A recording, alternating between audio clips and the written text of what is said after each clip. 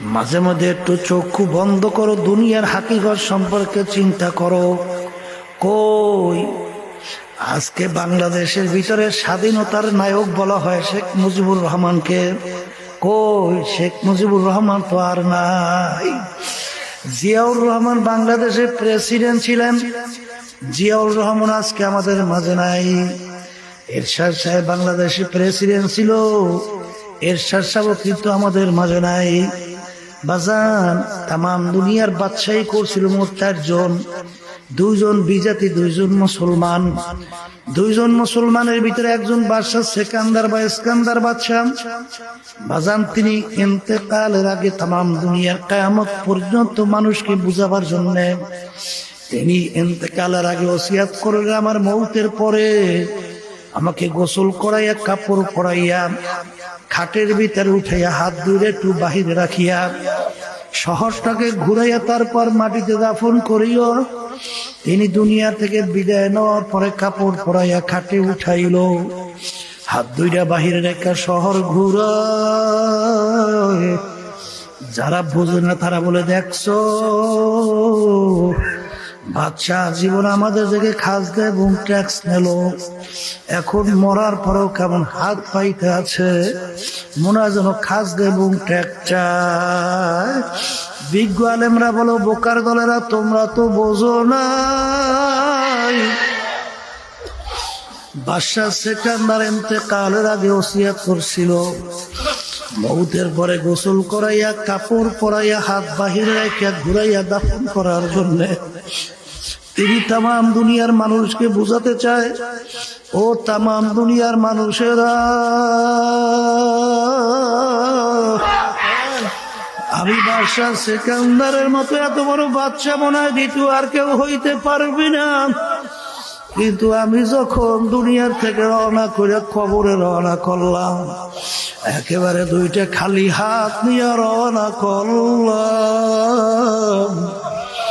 আর কিছু নিতে পারলাম না। ফাসাউফা তারা ইযিল কাশাফাল গুবারু আফরাসুন তাহতা রিজলিকা আম হিমারু। এ বড় লোক আমার বাবারা, এ চেয়ারম্যান মেম্বার আমার বাবারা, এমপি মিনিস্টার আমার বাবারা, হে পীর মুফতি মুহাদ্দিস আমার বাবারা,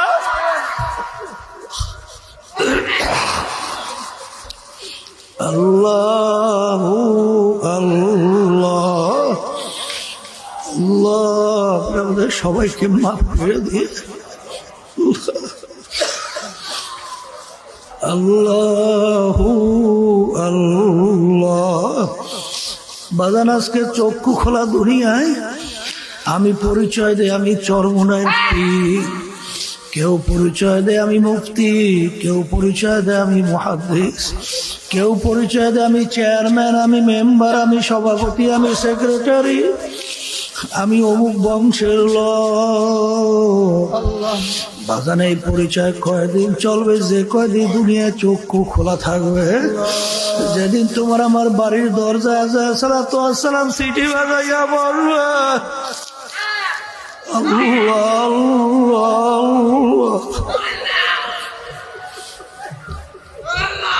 আল্লাহ।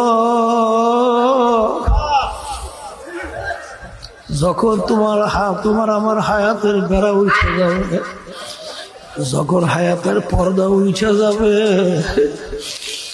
বাজান, তখন দেখবা তুমি পীর না মুফতি না খোদা না কাছ থেকে জাহান্নামের কয়েদি।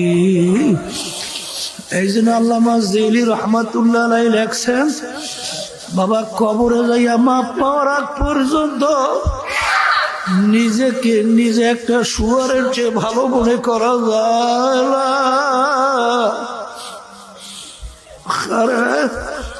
হাকিমুল উম্মাহ থানভী রহমাতুল্লাহ আলাইহি বাজান একদিন বয়ান করতে করতে বয়ানের ভিতরে বইলা ফেললো, ওরে দুনিয়ার মানুষ, আমি মনে হয় একটা কুকুরের চেয়েও খারাপ হয়ে গেছে। লোকেরা বলে, হুজুর আপনি কুকুরের চেয়ে কিভাবে খারাপ হইলেন? বলে বাজার আমরা অনেকে বাড়িতে কুকুর পালি, আমরা কুকুরকে কেউ কোনো ভালো জিনিসের ভাগ দেই না। আমরা গোশত খাইয়া হাড্ডি বাহিরে ফেলাই, মাছ খাইয়া কাঁটাগুলা বাহিরে ফেলাই। হাড্ডি কাটা খাইয়া কুকুর তার জীবনকে বাঁচায়। আরে মালিক যখন রাত্রে ঘুমায়, কুকুর কিন্তু ঘুমায় না। কুকুর সারা রাত্র মালিকের বাড়ি পাহারা দিতে থাকে, মালিকের যেন কোনো ক্ষতি না হয়। বাজান ভরে দেখবেন কুকুরের চক্ষু লাল হয়ে যায়। ওই সময় যদি মালিক কুকুরকে মারে, কুকুরের উচিত ছিল ধইরা মালিককে কামড় দেওয়া। ওরে নাফরমান, আরে তোর কোনো ভালো জিনিসের ভাগ আমি নেই নাই। তুই হাড্ডি কাটা বাহিরে ফেলাইছো, খাইয়া আমার জীবনকে বাঁচাইলাম। তুই সারা রাত্র ঘুমাইলি, আমি কুকুর ঘুমাই নাই, সারা রাত্র তোর বাড়ি আমি পাহারা দিলাম। আর এরপরে তুই আমাকে মারো, তোকে আমি কামড়াইয়া রাখবো না। কুকুর কিন্তু তা করে না।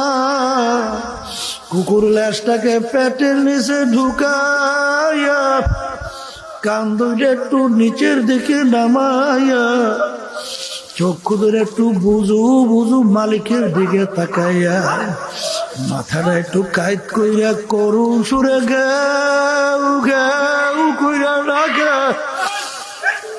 মনে হয় যেন কুকুর করুণ সুরে ডাকে আর বলে, মালিক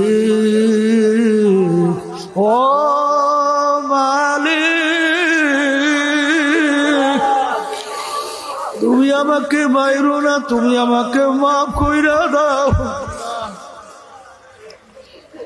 থানবী রহমাতুল্লাহ আলাইহি বলে, ওরে মানুষ,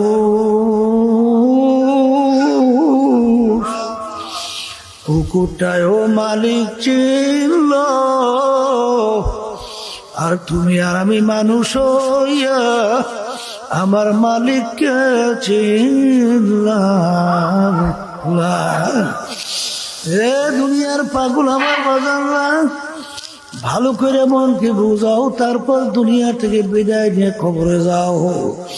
বাজান রে, দুনিয়ার জিন্দেগি কিন্তু একটাই। দুনিয়ার যে কোনো কাজে 5 বারও যদি ঠগো, আবার ওই কাজে চেষ্টা করলে জিতবার আশা করা যায়। কিন্তু খোদা না কাজতে একবার যদি কেউ কবরে যাইয়া ঠগ,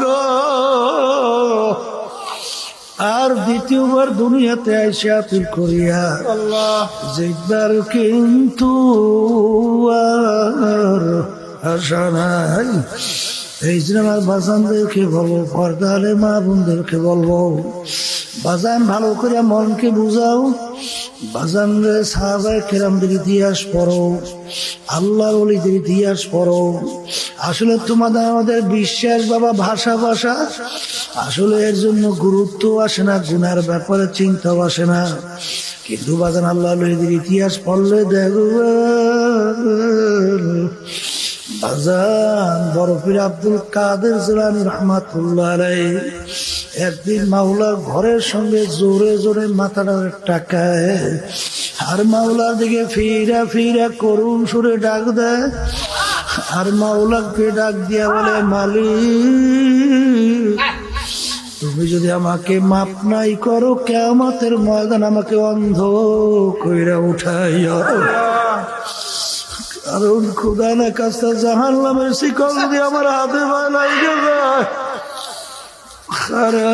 দুনিয়ার মানুষ আমাকে বড় পিসাব বলে ডাকছে, আর এক তো আজাব, অন্যদিকে লজ্জা পাবো, আমাকে অন্ধ করে উঠাইও। এ দুনিয়াদার পাগল আমার বাজানরা, আরে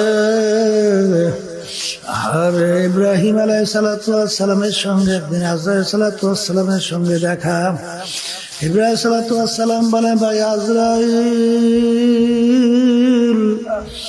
আপনি আল্লাহু আকবার নাফরমানের রূহ কোন সূরাতে কবজ করেন, এই সূরা একটু আমাকে দেখাও। আল্লাহ সাল্লাম বলেন, নবী গো, ওই অবস্থা দেখে আপনার হুঁশ থাকবে না, বেহুশ হইয়া পড়বেন। আরে তখন আমার মালিক যদি জিজ্ঞাসা করে, আজরাইল তুমি আমার খলিলকে কেন তুমি বেহুশ করলা? বলে সেটা আমি মাওলার সঙ্গে বসবো, তুমি একটু আমাকে দেখাও।